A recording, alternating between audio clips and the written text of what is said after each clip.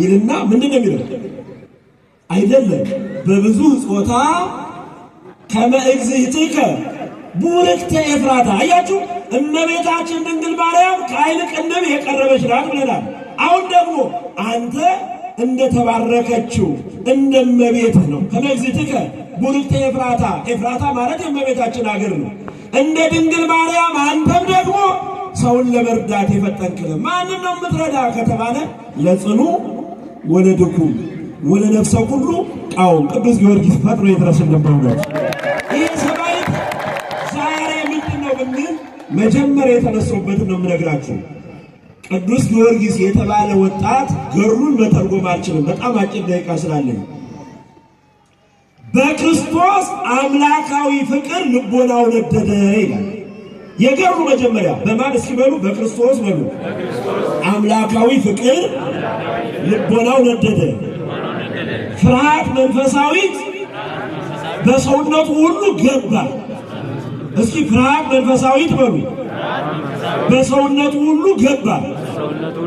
ይህ ነው ነገር ያነሳሳው። በአምላኩ ፍቅር ነደደ። እግዚአብሔርን መፍራት በሰውነቱ ውስጥ አደረ። ከዛ በኋላ ቅዱስ ጊዮርጊስ በዘመኑ እንግዲህ 273 ዓመተ ምህረት አካባቢ ነው የተወለደው። ምን ማለት ነው? በዘመንኛው አቆጣጠር 3ኛው መቶ ክፍለ ዘመን ማለት ነው። ይሄ ዘመን ዘመነ አጸባ፣ ዘመነ ስደት፣ ዘመነ ሰማዕታት ተብሎ የሚጠቀስ ነው። ክርስቲያኖች እንኳን ነጠላ ለብሰው በአደባባይ ሊወጡ ቀርቶ አንገታቸው ላይ የመስቀል ምልክት ክርስቲያን ነው ብለው ክርስቶስን መጥራት የማይችሉበት ዘመን በአዋጅ የታወጀበት።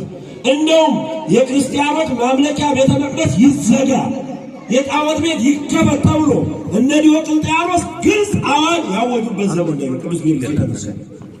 እና ገና እንደነዚህ እንደ ሰንበት ተማሪዎች ወጣት ነው፣ ሁሉ ነገር አለው። ቤተሰቦቹ ባለጠጎች ናቸው፣ ቤተሰቦቹ ባለስልጣን ናቸው። እንግዲህ ስልጣኑን ተረክቦ ቤተሰቡን ይመራል ተብሎ ተስፋ የሚደረግበት ወጣት ነው። አንድ ጊዜ ወጣና ወደ ነገስታቱ ሲሄድ ሰዎች ከጫካ ዛፍ ቆርጠው፣ እየሰማችሁ ነው? ዛፍ ቆርጠው በሚስማር አጣብቀው በወርቅ አለዝበው አምላካችን እያሉ ይሰግዱለታል። እና የአምላኩ ፍቅር አቃጠለው።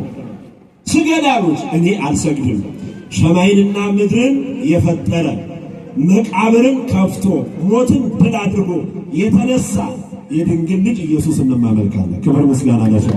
ይሄ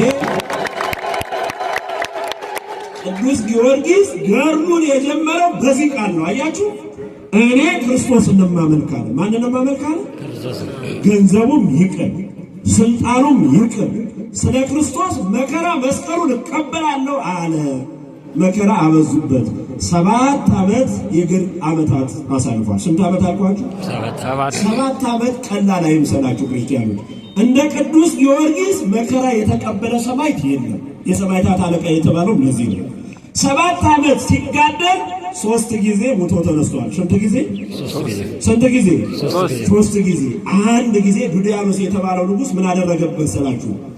የእሾህ ብረቱ እሾህ የሆነ የእግሩ ጫማ እንዲያደርጉለት አደረገ። መሬቱን ሲረግጠው ስጋውን እየበሳው እግሩን እየቀደደው ይገባል። ወአዘዘ ዱድያኖስ ንጉሥ አግበረ ሎቱ አሳእለ ዘሐጺን ወአስተስሐነው ወለቅዱስ ጊዮርጊስ ወሶበ ሲነ ሰይረ ድቡ ተሆረ ጸርሃ ጊዮርጊስ ባቢይ ቃል ወይቤ እፎ ይሄኒ ከመ አምላኬ ተሰቅለ ዲበ ዕፀ መስቀል። ያንን የብረት ጫማ ሲያደርጉለት ቆሞ መሄድ አቃተውና ወሶበ ሲነ ሰይረ መንቀሳቀስ ቢያቅተው ድቡ ተሆረ ተጎንብሶ መሄድ ጀመረ። ያን ጊዜ መከራው በዛበት ሰው ነውና ወደ ሐሳቡ ብዙ ነገር መጣበት። ግን እንዲህ አለ፣ እፎይ ይሄን እኔ ግን ምን አይነት ደካማ ሰው ነኝ!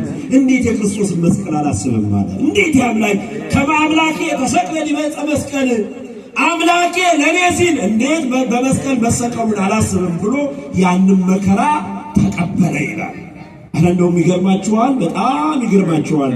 የሱ መከራው ለሰው እኮ ለሰው ራሱ ይዘገንናል። ነዋይ ውስጡ እስከ ይትራይ ሰተሩ በግማሽ ስጋው መተሩ።